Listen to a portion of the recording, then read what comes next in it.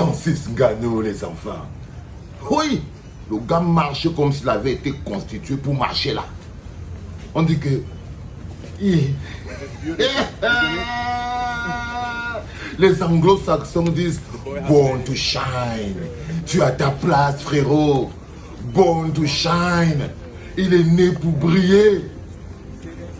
Seigneur, le continent, il est né pour briller, le Francis Ngannou. Et il est né pour faire briller. Il ne brille pas seulement. Tu ne brilles pas seulement, frérot. Yes. Tu vois ça, Yo-Yo? Tu vois ça, Yo-Yo? C'est Francis Ngannou. Il a la classe, non? Ou alors, c'est lui le patron. C'est lui qui sont tous venus voir, Yo-Yo. C'est lui qui sont venus voir, Yo-Yo. C'est lui. C'est un continental, hein. Il vient du pays des papas. C'est un gars du pays des papas. Et ils sont là-bas comme ça, plein. Oui, oui, les enfants, oui. N'ayez pas peur. N'ayez pas peur d'apprécier le bonheur. N'ayez pas peur de ressentir la force. N'ayez pas peur de vous abreuver même à la source de la grandeur. Vous ne vous demandez pas pourquoi on fait autant de vidéos à la clinique sur Francis Ngannou. Mais parce que c'est la grandeur, les enfants. Et que la clinique a un amour profond pour la grandeur. La clinique ne rechigne pas le bonheur. La clinique est là pour célébrer la grandeur. Parce qu'il joue son rôle dans l'illumination de notre pays, le continent. Il est né pour briller. Mais il n'est pas seulement né pour briller, Francis Ngannou. Il n'est pas seulement né pour briller, il est aussi né pour faire briller. Il est aussi né pour faire briller, comme les Usain Bolt étaient nés pour faire briller la Jamaïque. Comme les Bob Marley, nés pour faire briller la Jamaïque. Comme les Schwarzenegger, les Sylvester Stallone, les Madonna, nés pour faire briller les États-Unis.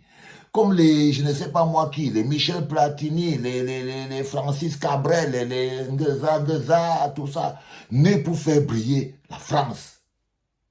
Comme les Fali Poupa, nés pour faire Kofi Olomide, nés pour faire briller au Congo, au Férégola. Et nous, on est au pays, au continent. Nés pour faire briller le continent. Quand j'ai fini de compter, il y a des gens qui sont nés pour faire briller le continent, mais n'ont jamais réussi à vraiment faire briller le continent. C'est ça notre principal problème.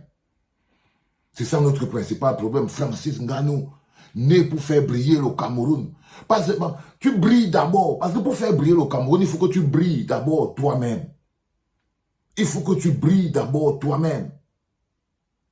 Et pour ça, il faut choisir, accepter, ressentir ton peuple au point de te dire que non, je vais les faire briller. Ça, c'est l'un des petits problèmes que j'avais avant, que j'ai avec un jeune homme comme Joel Embiid. Il ne sait pas la différence entre venir construire un don quand tu viens en vacances et faire briller un pays. Et faire briller un pays. Ça dit qu'un gars comme Joel Embiid devrait faire briller le pays. Il dit seulement, l'impact n'est pas le même. Mais Francis Ngannou, vous le sentez. Que même si tu lui donnais 10 passeports étrangers dans ces poches-là, l'énergie que Francis Ngannou dégage fait briller le continent. Et vous le sentez. Et nous le sentons nous-mêmes. Ça ne triche pas. Ça ne triche pas. Ce n'est pas une énergie corrompue. Ce n'est pas une énergie sale. C'est une énergie qui ne triche pas. Ça ne triche pas. Le seul problème que nous avons dans le continent, c'est que quand un pays n'est pas prêt à accepter la lumière, parce que quand un pays est plongé dans l'obscurité, sa difficulté particulière, c'est d'accepter la lumière. C'est de se laisser pénétrer par la lumière. Un pays qui grandit dans l'obscurité étouffe la lumière. Étouffe la lumière, bloque la lumière, rejette la lumière. Un pays bloqué dans l'obscurantisme rejette la lumière. Donc, parfois, tu peux briller autant que tu veux. Tu peux renvoyer la lumière dans le pays. Mais est-ce que le pays est prêt à recevoir cette lumière? Non. Parce que seulement ce jour-là, on a les canaux d'or. Ils ne sont pas prêts à recevoir la lumière. Quand vous regardez l'absence de Francis Ngannou, l'absence d'informations sur ce combat dans les médias, quand vous voyez le non-accompagnement des médias camerounais à ce combat, vous voyez très bien que c'est une lumière qui les effraie. Ils ne veulent pas s'en approcher. Ils préfèrent bloquer, ils sont bloqués dans l'obscurantisme et ils créent des mécanismes qui rejettent la lumière. Partage, fiston. Partage. Parce que derrière chaque approche, il y a quelque chose de fondamental. Nous sommes à la clinique. Et ce que j'essaie de vous expliquer, c'est pour vous dire que lorsque la politique d'un pays n'est pas structurée à faire briller ce pays, alors ce pays vit dans l'obscurité. Parce qu'ils grandissent dans l'obscurité et ils s'autodétruisent dans l'obscurité. Dans l'obscurité, il suffit de mettre le manteau de l'obscurantisme.